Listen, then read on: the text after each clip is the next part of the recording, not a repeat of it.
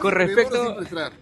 con respecto al señor Walter Ayala, que ha presentado una acción El de jovencito amparo Ayala. para que se puedan anular los votos del extranjero, precisamente por una resolución de la OMPE que modificó, bueno, ya el proceso en cómo se traen las actas al país, que en este caso han venido por ya, los han traído por la misma Cancillería, cuando antes se mostraba, o bueno, se escaneaba y se enviaba de frente.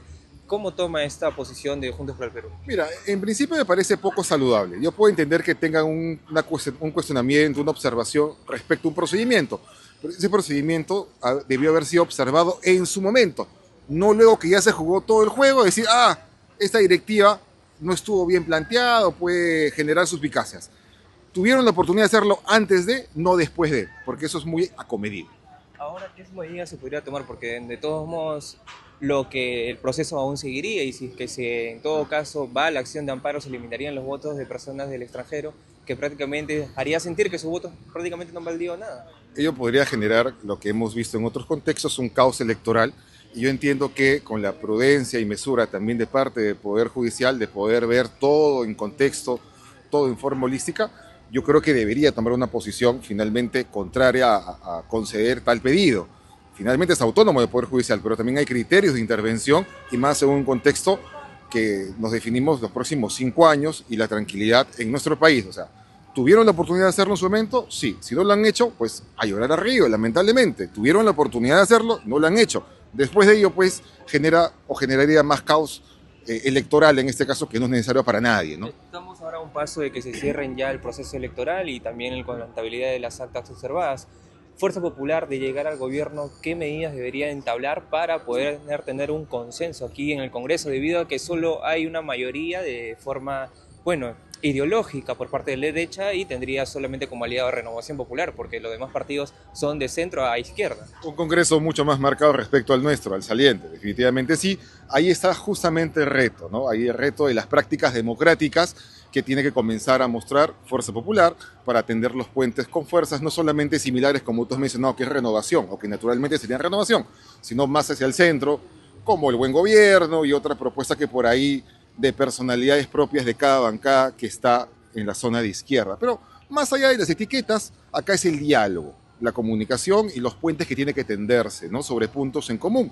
Porque como hemos visto los 5 años que hemos estado en el Congreso del Bicentenario, uno comienza con una posición y poco a poco que se van conociendo las fuerzas políticas van interactuando mucho más y los sesgos de uno respecto a otro van cediendo y se van logrando entendimientos. Ese proceso tiene que hacerse en forma mucho más rápida porque la composición actual del Congreso amerita justamente tender el puente de diálogo a la brevedad. Es más, yo sé obviamente que ya están en conversaciones, en acercamientos, es parte de la práctica política, pero ahí Fuerza Popular tiene el reto de su vida en demostrar que, de confirmarse finalmente ya el triunfo, saber actuar también con prudencia, con mucha moderación, con mucha apertura y capacidad de diálogo y entendimiento social de que es necesario abrir la puerta, abrir la cancha, dialogar y sobre ello construir, no solamente desde el Ejecutivo, también desde el Congreso de la República, porque ahí tiene que haber también una lógica de equilibrio de poderes que es necesario para la tranquilidad de quienes han votado por diferentes motivos, pero saben que cuidado, ¿no? Cuando En un se habla de que equilibrio. este posible gobierno podría ser de la unidad, ¿qué medidas debería tomar Fuerza Popular desde el Congreso para también unificarse o aliarse con el sur, tener a, a las personas del sur prácticamente ya consolidadas, además de ello brindarles un apoyo? Bueno, la política es una política que tiene que ser de gestos, ¿no? Muchas veces hemos criticado de que muchas intervenciones se centran en determinadas zonas de nuestro país. Creo que el cierre de brechas, que de por sí ya existe, pero nunca es bien valorado en algunas regiones que tienen mucha falta de inversión o de atención, debería ser las primeras actividades que haga eventualmente la próxima presidenta, Keiko Fujimori. Tiene que ir a las regiones donde hace falta la presencia del Estado. Zona de fronteras, regiones del sur, regiones del centro y algunas zonas del oriente, que es justamente donde hace falta la presencia de la autoridad. Al margen de que ya se confirme, como entiendo que ya se ha confirmado el fenómeno del Niño, que eso está bastante enfocado, necesita un desplazamiento inmediato en los 100 primeros días de gobierno, que primero atienda las regiones que no le han dado su confianza en primera instancia. Hay que revertir esa situación y justamente acercarnos como país, porque hay algunos que igual van a insistir en algunos discursos para que nos mantengamos divididos como país, y es ahí donde se tiene el reto, ¿no? Congresista, justamente se tocó un tema, un proyecto, bueno, de que se puede eliminar el voto extranjero, para que en las próximas elecciones ya el voto extranjero no sea válido. Y el presidente José Balcázar ha dicho que el nuevo Congreso debería evaluar ese proyecto. ¿Usted cómo lo ve? Bueno, puede tener su opinión el presidente Balcázar, entiendo que no quiere meterse en problemas, pero lo cierto es que los peruanos que viven en el extranjero no dejan de ser peruanos por más que no radiquen en nuestro país. Tienen el mismo derecho, indistintamente del motivo por el cual no están en nuestro país, tienen el mismo derecho para poder sufragar y decidir sobre los asuntos, porque ellos vivirán físicamente allá, pero tal vez su familia, su madre, sus hermanos, sus hijos están acá, y en consecuencia también tienen que intervenir.